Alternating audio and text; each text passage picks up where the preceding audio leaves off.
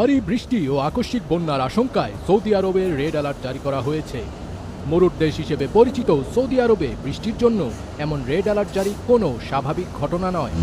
হযরত আবু হুরায়রা থেকে বর্ণিত এক হাদিসে রাসূলুল্লাহ সাল্লাল্লাহু আলাইহি ওয়াসাল্লাম বলেছেন, ততক্ষণ পর্যন্ত কিয়ামত সংঘটিত হবে না যতক্ষণ না আরব ভূমি আবারও তৃণভূমি ও নদ নদীতে পরিণত হয়। এই হাদিস থেকে বোঝা যায় যে সৌদি আরবের মতো মরুর দেশে বন্যা বা বৃষ্টি কিয়ামতেরও একটি আলামত।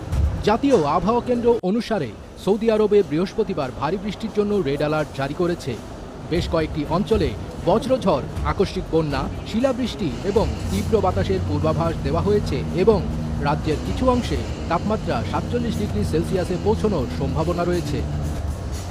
এনসিএম তার দৈনিক পূর্বাভাসে জানিয়েছে, জাজান, অসির, আলবাহা, মক্কা এবং মদিনার কিছু অংশে মাঝারি থেকে ভারী বজ্রঝড়ের সম্ভাবনা রয়েছে। এই প্রবল বর্ষণের ফলে আকস্মিক বন্যা হতে পারে এবং এর সাথে শিলাবৃষ্টি ও তীব্র বাতাস বইবে, যা ধুলো ও বালি উড়িয়ে আনবে।